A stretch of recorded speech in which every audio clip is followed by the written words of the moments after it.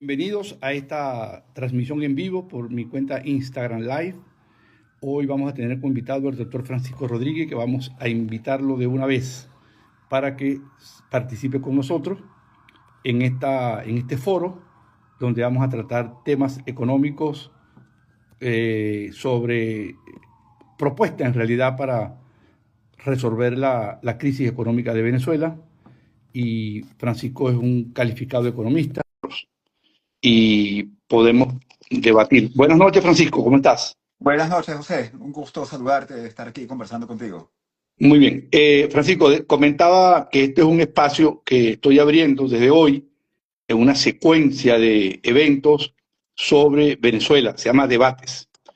Y la premisa de la cual partimos acá es que es un espacio para la construcción de soluciones a la crisis económica y social que atraviesa Venezuela y hacer propuestas. Aquí no hay censura. ¿Verdad? Aquí, digamos, todas las opiniones están abiertas. De hecho, el próximo miércoles, 8 p.m. hora de Caracas, vamos a hacer la transmisión con Ángel Alvarado, que es un economista venezolano. Está ahorita de visitor, o mejor dicho, tiene un fellow en la Universidad de Pensilvania. Y luego vamos a tener una secuencia pues, de invitados. Insisto, este es un espacio abierto, aquí no hay censura.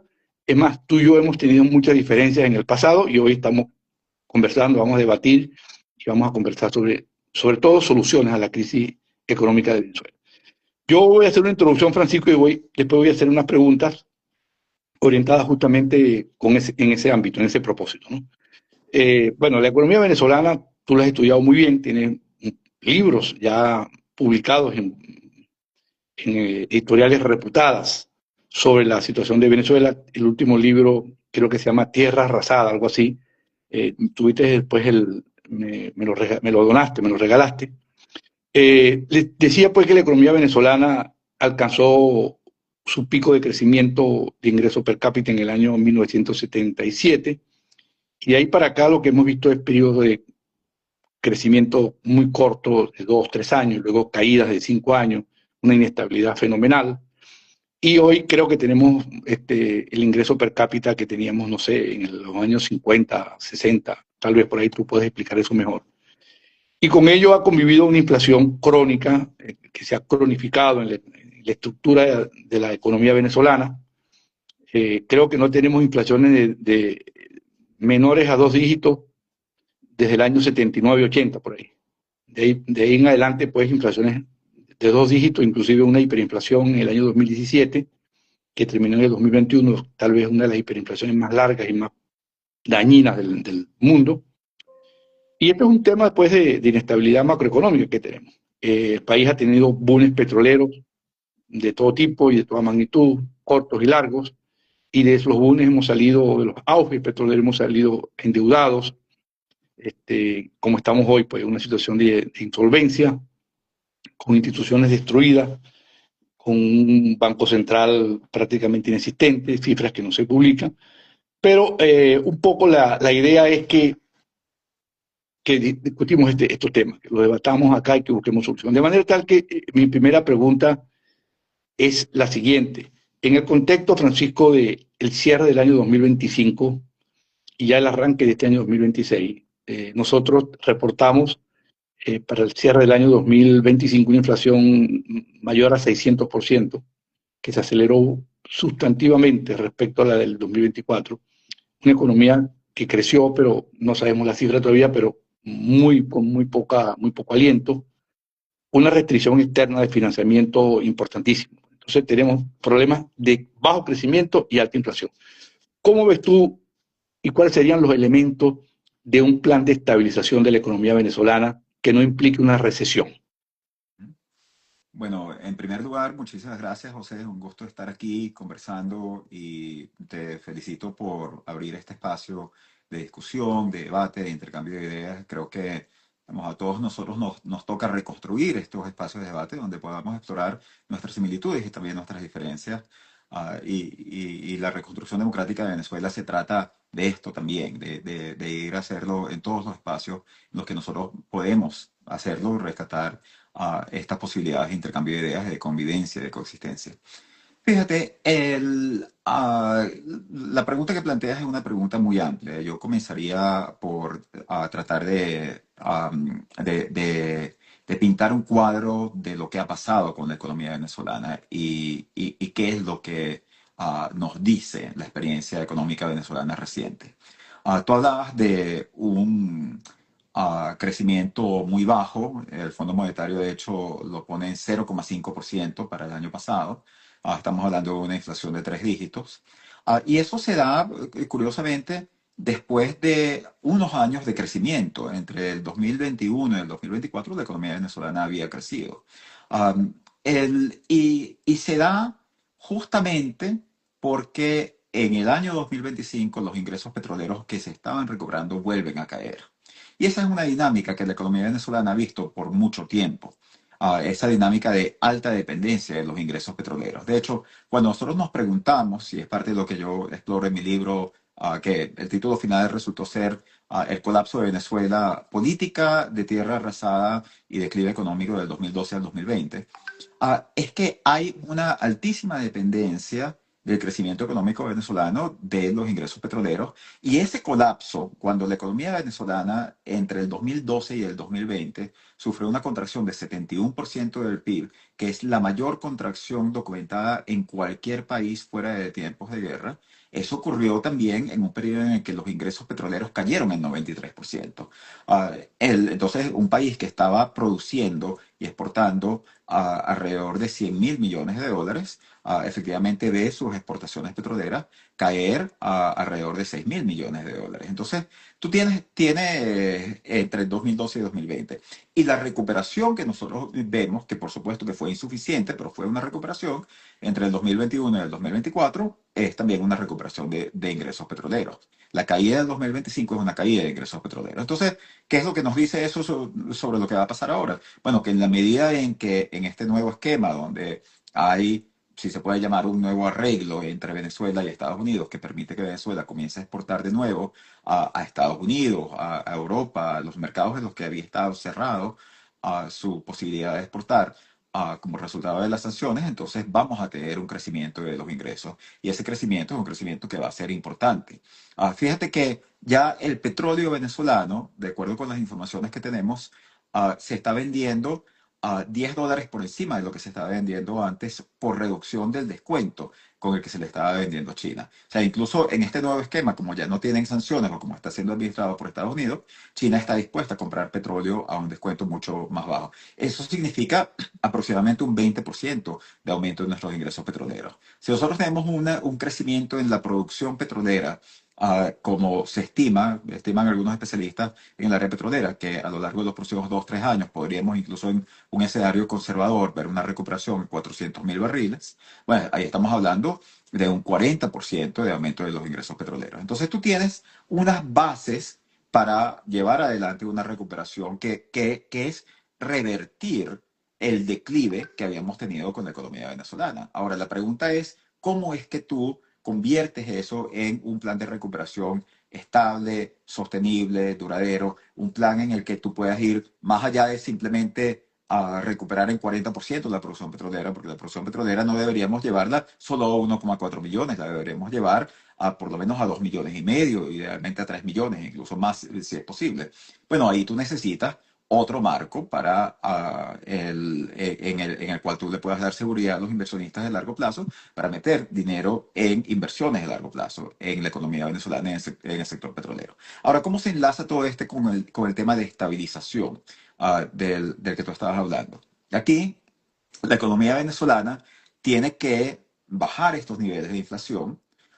Eso en parte se debería poder hacer en la medida en que tú tengas un programa fiscal creíble, un programa fiscal sostenible en el cual tú no tengas un déficit alto, y en la medida en que los ingresos petroleros se recuperen, eso lo va a hacer posible. Pero eso tiene, digamos, varias patas. O sea, también tienes que ir hacia un programa de reestructuración de deuda y tienes que tener un esquema monetario creíble en el cual una de las cosas que a mí me preocupa mucho en ese esquema es el efecto que puede tener la volatilidad política y la falta de credibilidad de la moneda del Bolívar sobre la sostenibilidad de un esquema cambiario.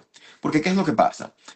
Nosotros, digamos, si vamos a un nuevo esquema de políticas económicas, un esquema en el cual tenemos un acuerdo con el Fondo Monetario, por ejemplo, entonces el Fondo Monetario, ponte que nos da un préstamo de 30.000 millones de dólares, 20.000 millones para apoyo fiscal y 10.000 millones de dólares para las reservas internacionales, y podemos llevar las reservas internacionales a un nivel más alto. Entonces, tú lo que quieres es utilizar esas reservas internacionales para poder anclar la moneda, que cae más con los nuevos ingresos petroleros, vas a tener más oferta de dólares y tener un nivel de moneda relativamente estable que te permita bajar la inflación y bajar digamos, estabilizar el tipo de cambio alrededor de un cierto nivel. Pero, ¿qué pasa si tú tienes un ataque sobre la moneda? ¿Qué pasa si tú tienes una crisis de confianza? ¿Qué pasa si de repente los inversionistas comienzan a decir, bueno, aquí hay una inestabilidad política que se está dando en este país? Puede ser muy vulnerable y como tú mismo dijiste, la economía venezolana terminó fuertemente endeudada a lo largo de varios ciclos, tanto el ciclo más reciente durante el boom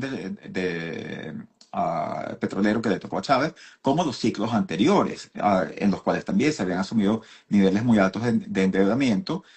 Pero curiosamente, es ese endeudamiento que Venezuela ha adquirido durante esos periodos con Chávez y antes de Chávez, es la contraparte de un proceso de fuga de capitales, donde gran parte de la deuda se asume para financiar una acumulación de reservas y el Banco Central termina ofreciéndole esos dólares a locales que se los terminan llevando del país y poniéndolos fuera. Entonces, ¿cómo nosotros resolvemos ese problema? Y ahí es donde yo creo que nosotros sí deberíamos dar un debate serio, y entiendo que es un tema controversial y creo que es un tema en el que estamos en desacuerdo, sobre la posibilidad de contemplar seriamente un proceso de dolarización de la economía. O sea, porque la pregunta es, un bolívar, una moneda que tiene una credibilidad tan vapuleada, que no la hemos podido administrar bien como país, ni durante el tiempo del chavismo, ni durante el tiempo previo al chavismo. Las crisis de balanza de pagos que nosotros teníamos los 25 años antes de que Chávez llegase al poder eran de hecho muy parecidas a las que nosotros hemos tenido el componente de balanza de pagos durante el chavismo.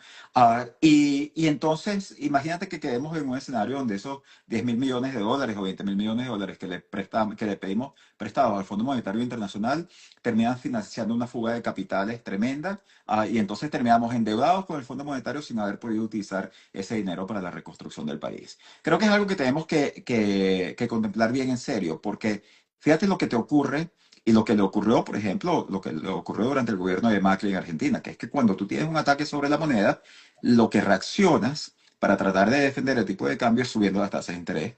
Y eso tiene Campo, efectos contractivos muy fuertes sobre la economía. Y eso te ten puede cuidado. terminar minando, Ujú. incluso políticamente. Tú puedes tener un plan perfectamente coherente, pero si causas una recesión en medio de eso, entonces pierdes las elecciones, que fue lo que le pasó a Macri. Entonces creo que tenemos que pensar en ese tema bien, bien en serio. Yo sigo, o sea, yo no soy dogmático en este tema, pero yo sigo pensando que la idea de la dolarización es una idea que tenemos que contemplar porque en gran parte de nuestra economía ya está dolarizada de facto y el poder, el beneficio de tu propia política monetaria y de tu propia política cambiaria es proporcional al uso de la moneda. Entonces ya cuando la gente está usando el dólar, entonces tú no tienes una política monetaria ni siquiera que va a ser tan efectiva. Y vale la pena pensar si nosotros queremos seguir pagando ese costo, dado que no nos trae tantos beneficios. Bueno, Francisco, has introducido un tema altamente polémico. Es decir, porque yo te pregunto cómo estabilizar la economía. Estabilizar la economía, en mi concepto, es una senda de desinflación que haga converger la tasa de inflación en un plazo razonable a un dígito o a los socios comerciales. Esto es, pues, si tiene una tasa de inflación muy superior a los socios comerciales, están muertos desde el punto de vista del comercio internacional. Entonces, claro, lo que me estás diciendo es algo que ya le hemos hablado muchas veces, que es la cualidad de la moneda, del bolívar, sujeto a tres reconversiones monetarias, una en el 2008, 3-0, una en el 2000, creo que fue en el 2014, le quitaron 5-0 y después 6-0. En total, 14 ceros menos, y hoy vamos en el mismo camino, porque o sea, lo que tenemos ahora es una especie de canguro PEC, que el Banco Central va devaluando 1% diario casi. Entonces eso te monta en una trayectoria inestable. Ahora, entiendo que tú, perdón, un ancla monetaria en el sentido de fijar la cantidad de dinero, entiendo que no está en tu mirada. Tu mirada se enfoca, por lo que percibo, en buscar una estabilización del tipo de cambio, pero preferiblemente adoptando otra moneda, O dada sea, la pérdida no, de no, no, de cualidad. acuerdo, de acuerdo. De acuerdo, o sea, porque no quiero, o sea, yo creo que el peligro es la contracción. El peligro que tú tienes con el ancla monetaria es que tú termines generando una recesión, pero ese peligro tampoco lo vas a evitar yéndote hacia el ancla cambiaria. O sea, yo creo que el ancla cambiaria tiene muchísimo más sentido. Tienes que estar respaldado por reservas internacionales, pero ahí es donde yo digo, bueno, si tú, o sea, si tú vas a hacer eso y vas a correr el riesgo de estar dedicándole una cantidad muy significativa de recursos a defender una moneda que va a ser inherentemente atacable, oye, ¿por qué no por qué no mejor le das esa capacidad de compra a la gente y deja que la gente esté haciendo transacciones con una moneda que es su propia reserva y que por lo tanto no necesita estarla defendiendo desde el Banco Central? Ahora, fíjate tú, Francisco, en el caso de Argentina, Argentina tiene un plan, ha hecho desde cuando Macri ha elaborado y ha implementado un plan fiscal muy fuerte, muy draconiano, diría yo, con un recorte de gasto fenomenal, la emisión monetaria cero y la inflación está allí, 2% Sí, sí, sí. mensual. Acabo de ver la cifra hoy, 2,5, 2,6% mensual en enero, que suele ser un mes. Bueno, Argentina es otra cosa, pero digamos, la inflación no cede tan rápido. Ujú. Entonces, y están usando un ancla fiscal en el sentido de que tienen el gasto público literalmente congelado, ahora es que lo están aumentando, cortaron los salarios, hicieron todo lo que dice el libro, todo lo que dice el texto de macroeconomía que había que hacer, ellos lo hicieron. Y ahí está la inflación.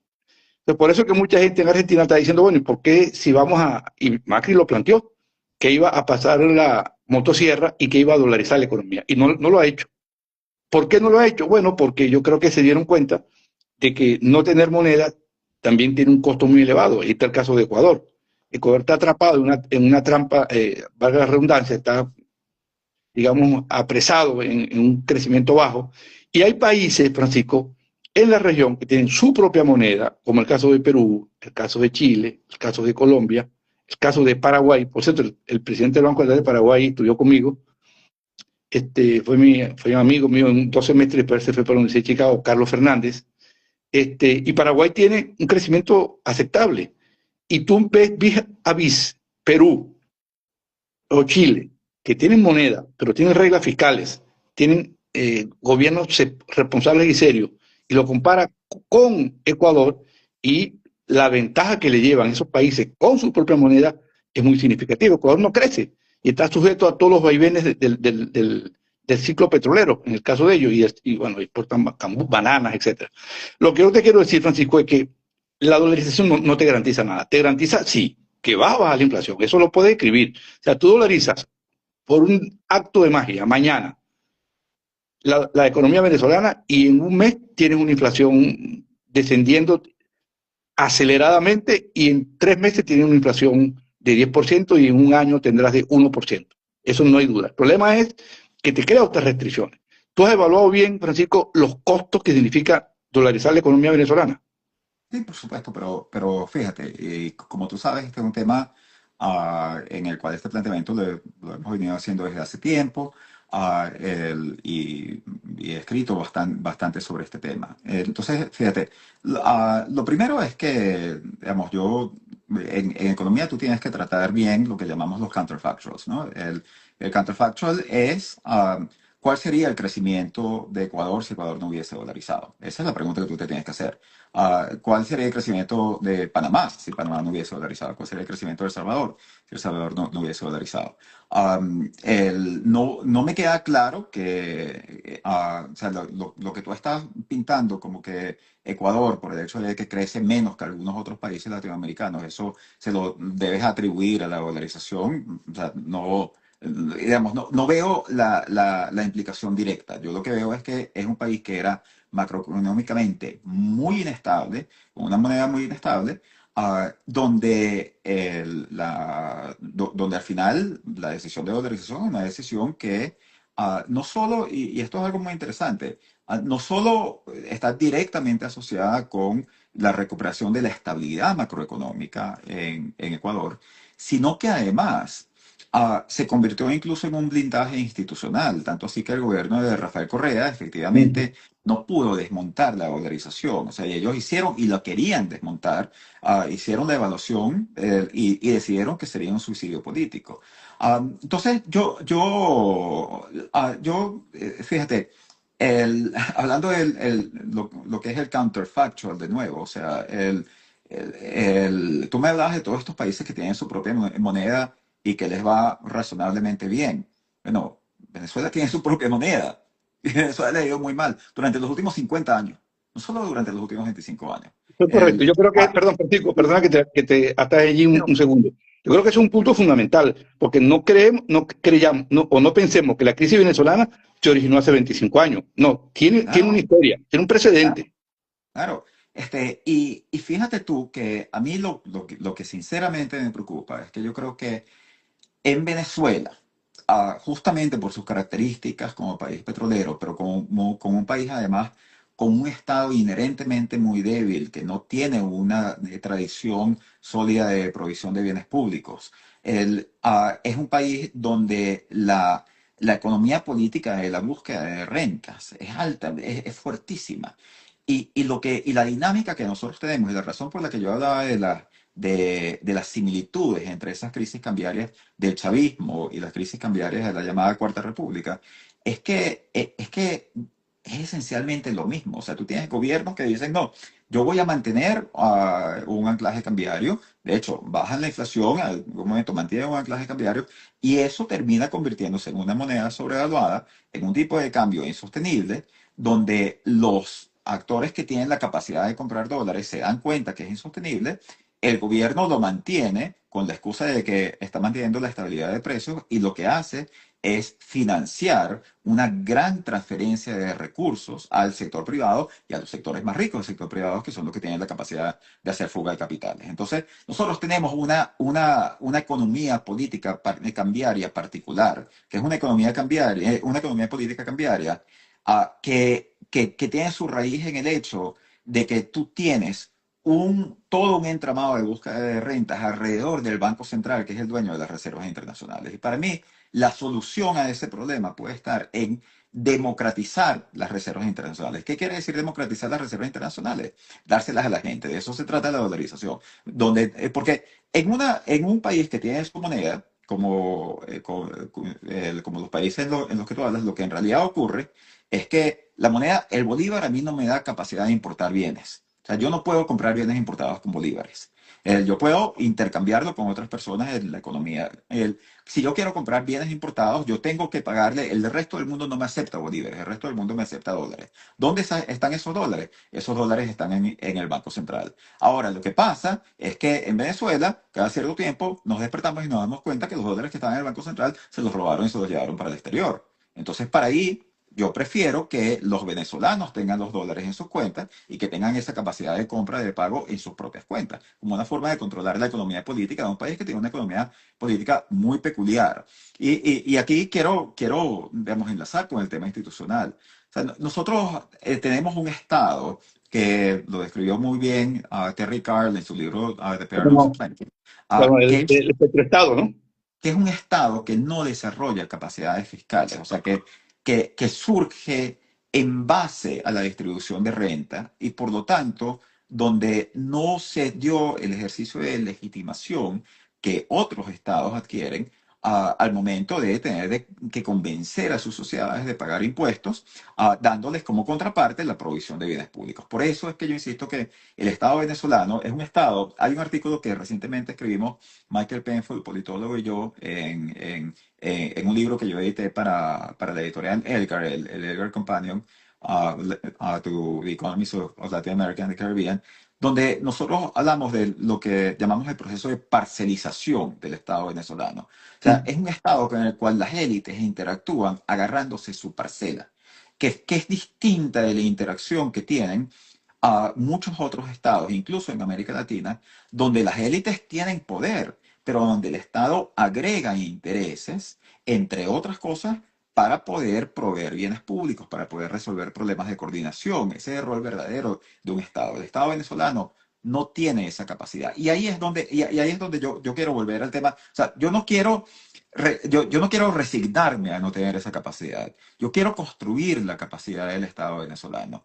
Pero lo que yo quiero es concentrar los esfuerzos en la reconstrucción de esas capacidades y no de los problemas que con los que no necesariamente tendríamos que lidiar si tuviésemos otra estrategia y que pueden desviarnos de la solución a esos problemas. Si tú tienes una falta de confianza en la moneda, cuando tú vas a un proceso de estabilización y crecimiento como el que nos estamos planteando, y tú tienes un problema inherente de falta de confianza en la moneda, que quiere decir, quiero estar claro en lo que quiere decir esto. Esto quiere decir una falta de confianza en el compromiso fiscal, una falta de confianza, o sea, el Estado le tiene que prometer a la sociedad, nosotros no vamos a monetizar el déficit fiscal.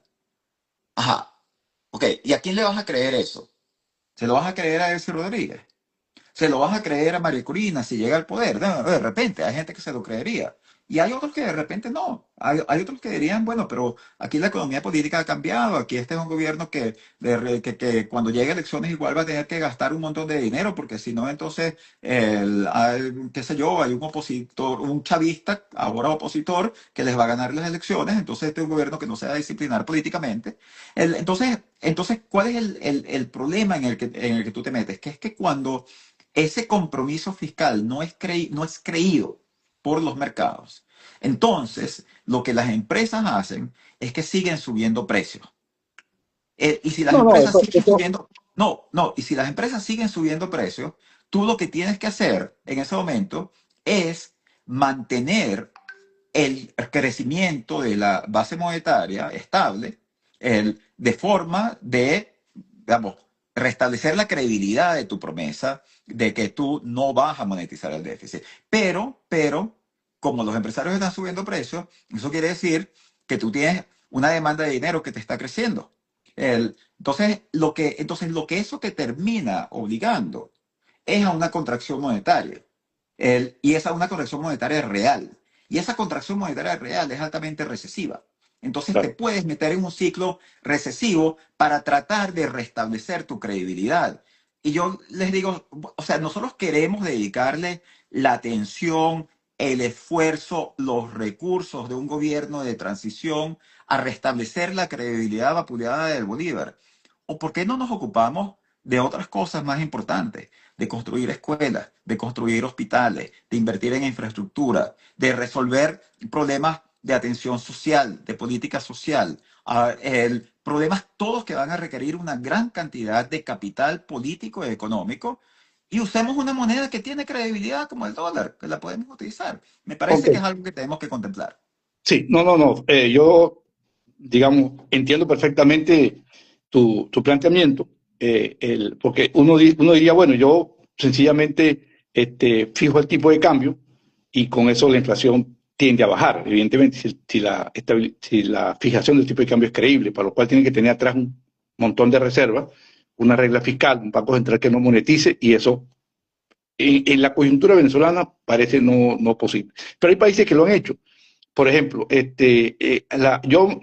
digamos, yo me inclino más por un modelo como el Plan Real de Brasil, hecho por Cardoso y que funcionó, porque ciertamente, digamos, ya no sé cuántas, si el Bolívar aguanta otra reconversión, o sea, quitarles cuánto, 3-0 para ponerlo 4-1 con respecto al Bolívar, para que se siga devaluando, o hacer una devaluación de un salto y estabilizarlo. Es decir, es un tema altamente complejo, altísimamente complejo. La dolarización no es una magia, porque, es decir, la dolarización no te disciplina el fisco, porque el fisco siempre puede pedir prestado, el problema es cómo paga después. Ujú. O sea, yo trabajé en Ecuador por un tiempo en el sistema bancario, y lo más popular en Ecuador era la dolarización. ¿Por qué era lo más popular? Y por eso fue que cuando Correa, por cierto, trabajé yo en Ecuador, de consultor, porque se acabó la inflación.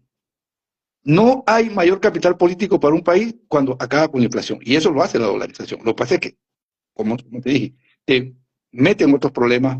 Entonces, yo, digamos, estoy muy escéptico a la idea de una dolarización sin tratar de intentar otra forma que no sea, porque es que la dolarización, insisto en esto, te pone en una situación de, como dirían los médicos, de inmunosupresión. El cuerpo está demasiado débil, tiene un solo instrumento de política.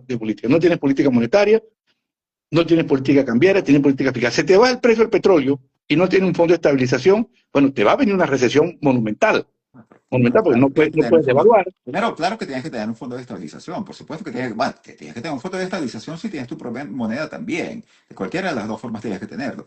Que no puedes hacer política monetaria tampoco es tan cierto. Los países dolarizados hacen política monetaria. Lo que pasa es que hacen ¿Cómo? política monetaria con las reservas internacionales. O sea, el Banco Central tiene reservas internacionales justamente para poder expandir la cantidad de dinero en circulación en momentos determinados. Y eso, bueno, tiene el costo de acumular reservas internacionales, pero no tiene que ser la cantidad de reservas internacionales que tú necesitas para defender una moneda. Pero volvemos, José, a lo que yo te estaba diciendo antes, tu capacidad de hacer política cambiaria, o sea, ¿qué es la política cambiaria? La política cambiaria es permitir, es a través de movimientos en el tipo de cambio nominal, a permitir el ajuste de los precios relativos en la economía, Eso es. de una forma más rápida que la que ocurre si no tienes esa capacidad de alterar el tipo de cambio de la noche a la mañana. Pero los precios relativos en la economía son precios que se fijan en la moneda que la gente usa en la economía. Ya cuando la gente está usando dólares, ya cuando la economía está en gran parte de facto dolarizada, entonces los precios relativos se te van haciendo más y más independientes de la política cambiaria. Entonces, a menos que tú tengas un plan de desdolarizar a la economía venezolana, o sea, que tú tengas un plan, pero entonces vamos a pensar de verdad qué es lo que eso quiere decir. O sea, quiere decir que en medio de un proceso de recuperación, de reconstrucción institucional, económico de las capacidades del Estado, tú también le vas a estar diciendo a la gente, no, mira, o sea, mi plan es que tú utilices más bolívares y menos dólares. Y a la gente le va a gustar eso. O sea, la gente que conoce cuál es la seguridad asociada con las transacciones en dólares. Entonces, o sea, yo entiendo los puntos, pero también hay una parte que es que la realidad se nos impuso. O sea, los venezolanos dolarizaron la economía. Y entonces ahora nosotros tenemos que tratar con una economía que en gran parte está dolarizada de facto. Y ahí la pregunta es distinta de la pregunta que enfrentaron algunos de los otros casos de los que tú hablaste. La pregunta es, nosotros queremos efectivamente, digamos, pagar este costo, estos riesgos para una política monetaria que tampoco va a ser tan efectiva, porque no va a tener espacio de incidir en la economía, o más bien, bueno, tratamos de oficializar una decisión que ya la gente tomó y que además permitiría, entre otras cosas, alinear temas tales como los salarios de los empleados públicos y algunos salarios, o sea, los salarios que siguen estando en bolívares, que siguen estando en clara desventaja con aquellos salarios que se fijan en dólares. Okay. Bueno, Francisco, yo voy a terminar esto acá, digamos, por este tema de la dolarización, un tema altamente complejo. Yo entiendo, en ese sentido tú has sido muy coherente, porque lo has venido planteando desde por lo menos hace unos 10 años atrás. Yo voy a terminar con esta expresión. Para mí el tipo de cambio es como un termostato. Tú tienes en la casa un aparato que es aire acondicionado y calefacción. Cuando hay mucho frío, tú le das la vuelta a la derecha y se transforma en un calentador. Cuando tienes mucho calor en el verano, y mucho calor, si el sol está muy fuerte, le das la vuelta a la izquierda y se transforma en aire acondicionado. Él te va equilibrando. Pero ese equilibrio no es fácil conseguirlo, porque si no todos los países manipularan el tipo de cambio y eso no es verdad. Pues, y el tipo de cambio real, que es el que importa, es una variable que no la puede manipular el hacedor de política con devaluaciones nominales. Ahora bien, Francisco, el crecimiento. Ujú. Ya quiero insistir, no sé si tú tienes otros datos, pero yo creo que el pico de crecimiento fue en el año 77, me parece, Sí, correcto, correcto, sí, sí, sí, sí de lo sé. ingreso per cápita. Y de ahí para, como dice la canción, el tango de Gardel cuesta abajo en la rodada. Ujú. Crece 2 años, decrece 5. El hecho es que hoy Venezuela no es, será que tendrá el ingreso per cápita de los años 55, 56, más o menos, por allí, tal vez. O Ahorita está por el de los años 40. por los años 40. Ok, Sí, sí, sí, perfecto. sí, sí. 40, ok. Ahora, Francisco, desde tu punto de vista, ¿cuáles son los pilares que motorizarían un crecimiento de la economía venezolana, dado dos situaciones? Una situación de una industria petrolera que está altamente golpeada, en particular la empresa estatal, desde mi punto de vista, destruida en sus capacidades, tanto así que modificaron la ley de hidrocarburos para hacer factible la inversión extranjera, después de tantos años discutiendo ese tema. Primer. Segundo, un país con una restricción externa importante, no tiene acceso al mercado internacional de capitales, porque está en default de la deuda del año noviembre del año 2017. No tiene acceso a los multinacionales, entonces tiene restricciones por todos lados. ¿Cómo ves tú cómo reanudar el crecimiento de la economía, que a su vez es dotar al país y a los venezolanos de mayor ingreso? Bueno, esas restricciones tú tienes que quitarlas. Esas restricciones de las que estabas hablando tienes que quitarlas. O sea, porque un ¿Cómo? país ¿Cómo? que no tenga acceso a los mercados internacionales, o sea, no es un país, es un país que no va a poder crecer. Ahora, fíjate, nosotros, y tú dijiste algo donde yo creo que es importante hacer una precisión. Venezuela, no es que Venezuela no tiene acceso a los mercados internacionales porque está en default.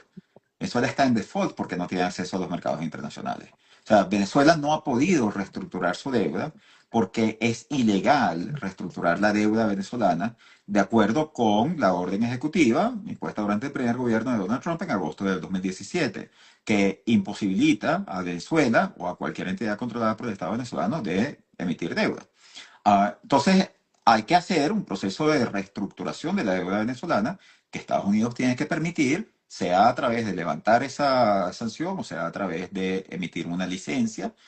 Pero sí, la deuda venezolana se tiene que reestructurar y se tiene que reestructurar a un nivel que sea compatible con las capacidades de crecimiento del país. Entonces hay que hacer un ejercicio de sostenibilidad de deuda para determinar cuál es el stock de deuda razonable que este país puede tener y cuáles son las necesidades brutas de financiamiento de un nuevo esquema de deuda reestructurada y tener esa negociación con los acreedores de forma además de poder construir el espacio de endeudamiento necesario para poder ir al Fondo Monetario, a los multilaterales y decirles, bueno, préstenme además el dinero que nosotros necesitamos para recuperar la economía, para invertir en los sectores petroleros, no petroleros.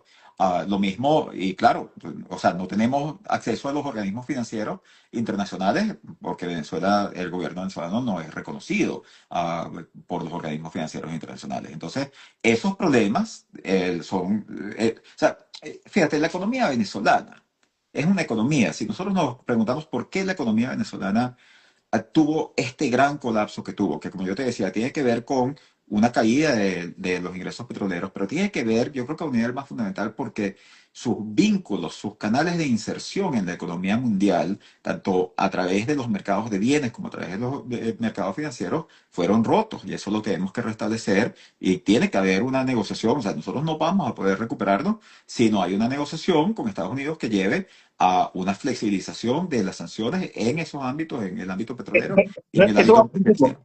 Ok, disculpa entonces que te interrumpa, perdón, perdón que te interrumpa, yo creo que eso va a pasar. eso va a Ahora pasar, eso mismo va, eso va a está pasar. Yo por creo que pensar. se van a levantar las sanciones. Yo creo que eso es un Estamos de tema de acuerdo. tiempo. Ok, levantar las sanciones.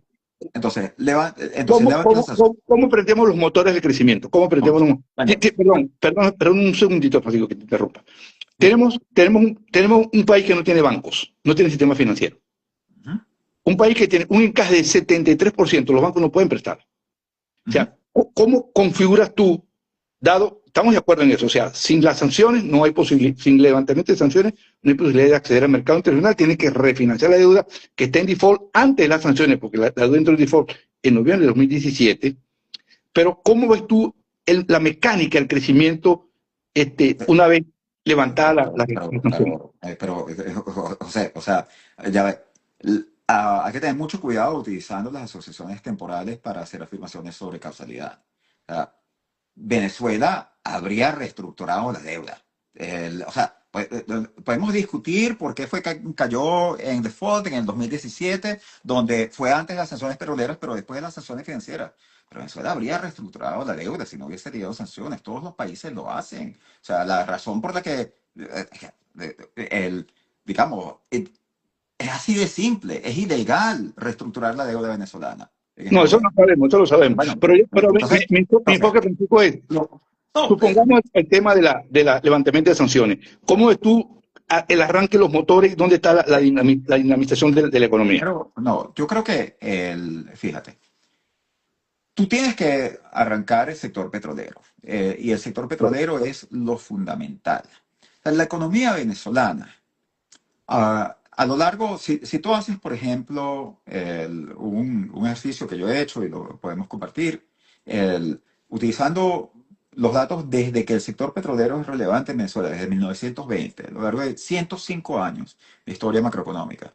Tú tienes lo que se conoce como una relación de cointegración entre los ingresos por exportaciones petroleras y el PIB en dólares. De hecho, que tiende a una relación estable de 3,7 en el largo plazo, con una elasticidad de largo plazo de 1,01. O sea, que es Francisco, casi, casi por nulo. favor, explícale a la Ya, gente el tema, ese tema. sí, a eso voy, a Por eso voy, favor. a eso voy.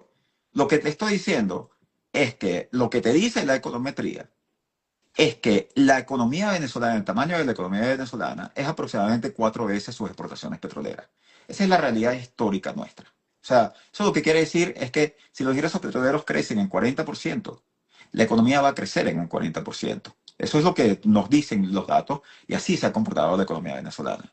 De hecho, la economía venezolana, para tocar el tema de deuda por un momento, la economía venezolana se vuelve una economía insolvente como resultado del colapso de su PIB. O sea, la deuda venezolana era una deuda que no era insostenible en el 2012. Correcto. Una deuda que se hace insostenible porque tú tenías un PIB que estaba por encima de 300.000 millones de dólares, que te cae a menos de 100.000 millones de dólares. Entonces ese ratio está, digamos, sí, o sea, Sencillamente, justamente. te cayó el divisor y aumentó el rate, pues. Exactamente, exactamente. Es Entonces, una, es una caída de la actividad económica lo que hizo insolvente al país. Exactamente. Entonces, lo que nosotros tenemos que hacer es enfocarnos. El primer motor que hay que prender es el motor petrolero. ¿Cómo se prende el motor petrolero? Tú lo dijiste, o sea, PDVSA está destruida, PDVSA no tiene la capacidad, no tiene, es que además, o sea, no tiene la capacidad, no tiene el capital, no puede endeudarse para hacerlo, no tiene la capacidad gerencial.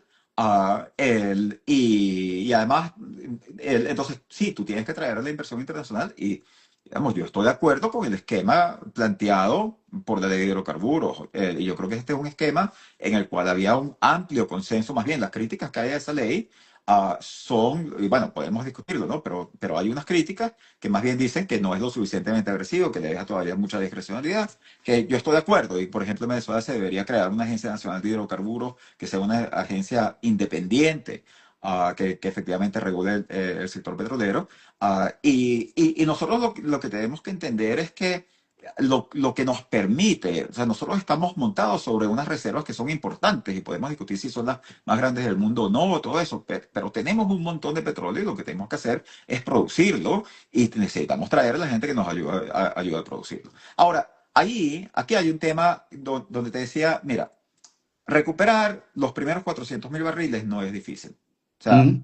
lo difícil es llevar esto a 2,5 millones, a 3 millones. Para eso tú necesitas inversiones de largo plazo. Para esas inversiones de largo plazo, tú vas a necesitar que los inversionistas estén convencidos en que el esquema que se les está planteando es estable a lo largo del tiempo. Y eso quiere decir que tú tienes que tener un sistema político con la capacidad de hacer promesas creíbles. No solo un gobierno, porque tú puedes tener un gobierno que haga promesas que la gente se los crea, pero la gente no sabe si ese gobierno va a estar en el poder. Yo creo que tú necesitas una serie de acuerdos políticos más básicos. O sea, yo lo que plantearía, y a mí me parece que el error del gobierno en este momento ha estado en tratar de tener la discusión de la ley de hidrocarburos solamente con ellos y con los sectores que yo respeto, de la oposición que están representados en la Asamblea Nacional, pero que ciertamente no son toda la oposición. O sea, yo lo que te estoy diciendo es que, no, es que este esquema no va a ser, no va a ser un esquema estable si tú no sientas a todos los sectores políticos relevantes, incluido, por supuesto, al sector que ganó las primarias y ganó las elecciones en el 2024, que es el sector de María Corina Machado. Entonces tú tienes que tener una búsqueda, un acuerdo de unidad nacional más amplio para que estas reformas cuenten con el apoyo de la sociedad, de todos los sectores políticos, de la sociedad civil. Nosotros digamos, mira, este es un proyecto de unidad nacional. Nosotros tenemos que recuperar nuestro sector petrolero en alianza con el sector privado. Tenemos que ofrecer condiciones que sean condiciones estables y tenemos que garantizar la estabilidad, no poniéndole en la ley, porque las leyes cambian, la interpretación de la ley cambia, sino efectivamente construyendo un consenso nacional en torno a estas reformas.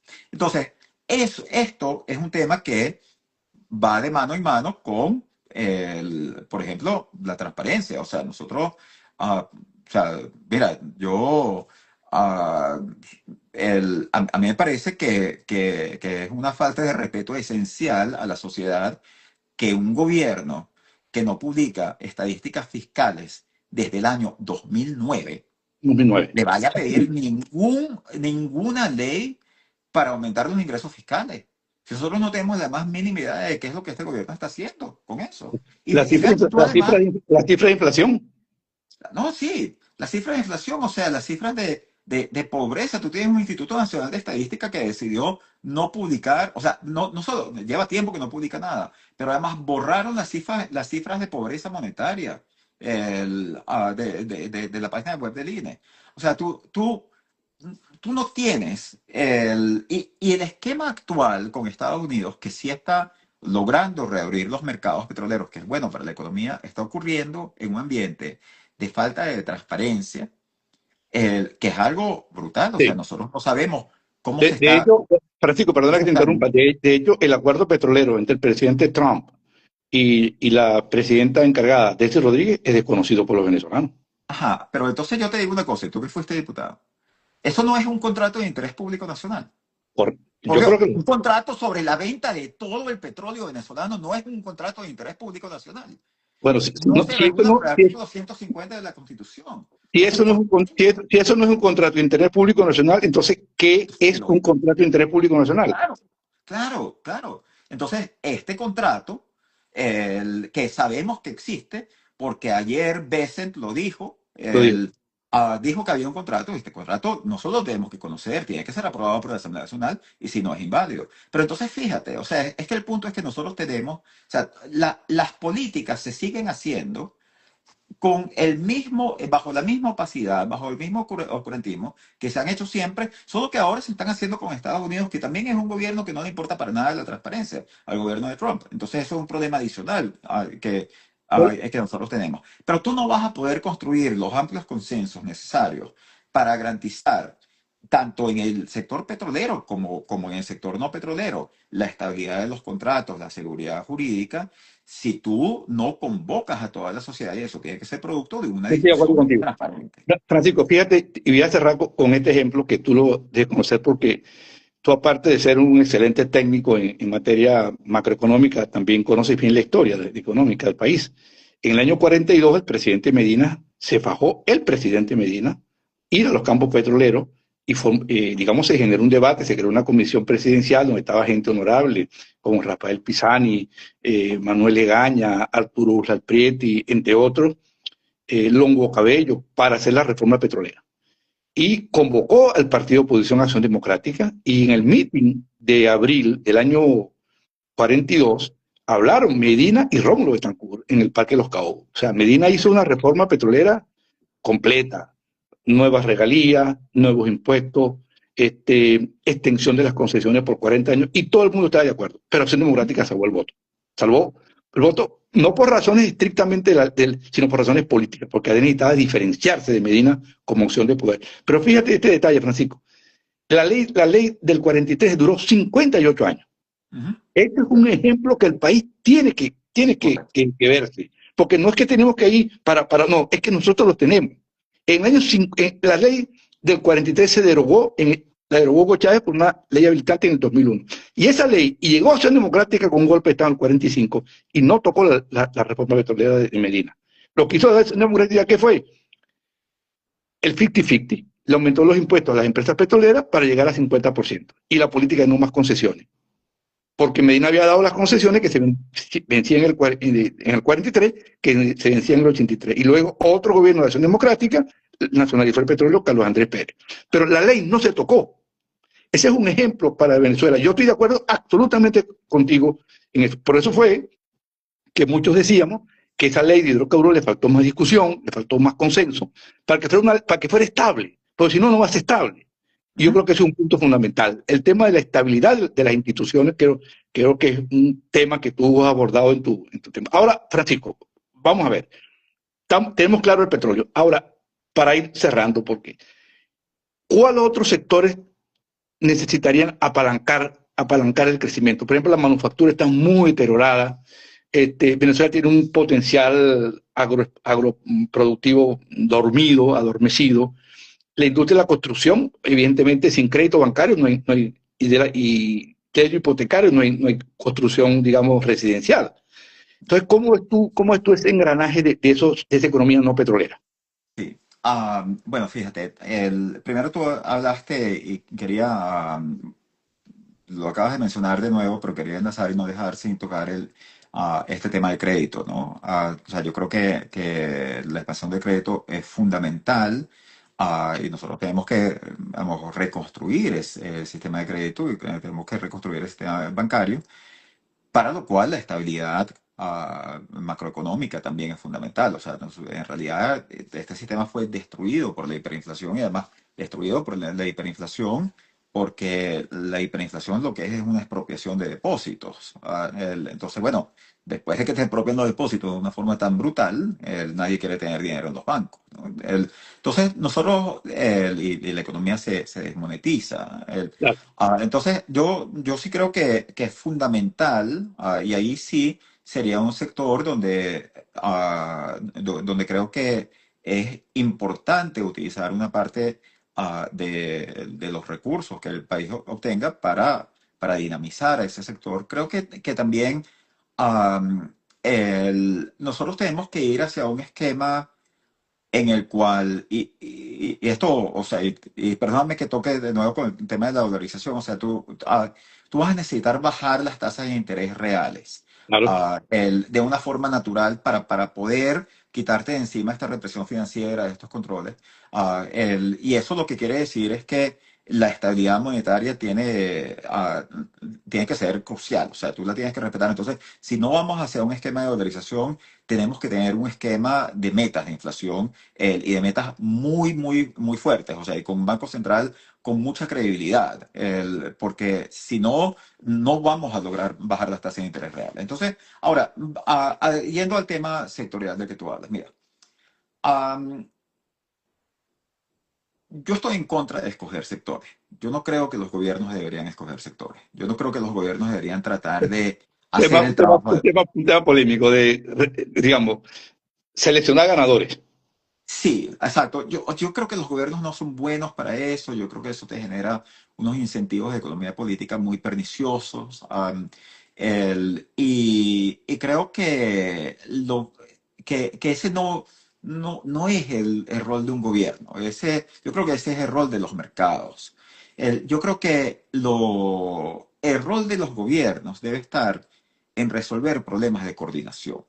O sea, el rol de los gobiernos, y aquí hay toda una literatura sobre la política industrial y la nueva política industrial, que en realidad es una literatura que se ha transformado a lo largo de los últimos años, porque se pensaba que la política industrial era decir, bueno, ok, vamos a darle un subsidio a manufactura para que la manufactura crezca, porque es el Y se argumento acabó. de la industria, el infant industry argument y todo eso. Y no, y resulta que eso no te funciona. Lo que sí te puede funcionar es cuando el Estado ayuda a que los actores privados junten sus esfuerzos en determinada dirección, proveyéndole lo que el sector privado necesita, pero que no puede proveerse a sí mismo por problemas de coordinación. porque, o sea, y aquí estamos hablando de un tema básico de infraestructura. O sea, la realidad es que cuando tú provees infraestructura, provees algo que es un bien público, del que se benefician muchos actores, se pueden No, beneficiar. Si estamos hablando de empresas, se benefician las empresas, pero no, no hay ninguna de las empresas exclusión. lo va a pagar individualmente. Entonces, No, ese es el rol del Estado. Y fíjate que el rol del Estado ahí, o sea, infraestructura, uno piensa en infraestructura, uno piensa en puentes, uno piensa en carreteras, pero no, o sea, hay una infraestructura de comunicaciones digital que es muchísimo más importante, o bueno, por lo menos tan importante en la economía de hoy. Entonces, para mí, en cierto sentido, el plan de desarrollo, que es otra cosa, o sea, nosotros tenemos que tener un plan de desarrollo. En Venezuela hay una larga tradición de planes de desarrollo que después el chavismo lo convirtió en los llamados planes de la patria, que son, bueno, digamos, Francisco, bastante Francisco, inútiles, ¿no? Pero, perdona um, perdona que te interrumpa, ¿no? Cuando yo sí, estaba abriendo los ojos en economía, tu papá era ministro de Planificación y fue el famoso cuarto plan de la nación. quinto, quinto, El quinto plan, ¿no? El quinto quinto. plan, perdón, perdón, el Sí. quinto plan. Ujú. El quinto plan de la nación. Que yo recuerde, y yo leí varios de los planes de la nación, porque siempre he tenido un interés, porque yo creo en la intervención del Estado, y yo creo que ese fue el plan, por lo menos en el papel, el plan mejor elaborado desde el punto de vista conceptual. Bueno, Francisco, fíjate tú. Francisco, tenemos una hora en esto. Tenemos una hora. ¿Cómo ha pasado el tiempo? Yo creo haber, digamos, establecido un diálogo contigo bastante franco. Hemos discutido temas centrales. Los tengo que dejar hasta aquí, Francisco, porque ya tenemos una hora y pues se nota la fatiga en los asistentes. Pero quisiera terminar, Francisco, agradeciéndote enormemente que hayas compartido con nosotros. Este video lo van a ver más de 50.000 personas, te lo puedo asegurar, desde mi cuenta. Y tal vez de otras cuentas, porque lo que ha planteado son temas muy pertinentes, muy polémicos, pero justamente eso fue con lo que abrí, que este es un espacio donde no hay censura, donde nos tenemos que escuchar, porque justamente lo que hemos reclamado durante años es justamente la exclusión, la censura. Yo, por ejemplo, estoy censurado en los medios de comunicación de Venezuela y los de aquí también. Los de aquí también. Y creo que tú estás igual que yo. Para nosotros, los medios de comunicación en Venezuela, ni los que están en otras partes de los Estados Unidos, no tenemos oportunidad. Entonces, Francisco, agradecido contigo y vamos a juntar todas estas exposiciones y vamos a editar un folleto para que la comunidad venezolana, de economistas, especialistas y el público en general pueda conocer distintas opiniones sobre temas capitales para los venezolanos. Agradecido, Francisco. Muchísimas gracias a ti por la invitación, por esta conversación tan estimulante, que estoy seguro que, bueno, es una de muchas que hemos tenido a lo largo de los años, esta vez con un público acompañándonos y que vamos a seguir teniendo. Gracias, Francisco. Buenas noches. Igualmente.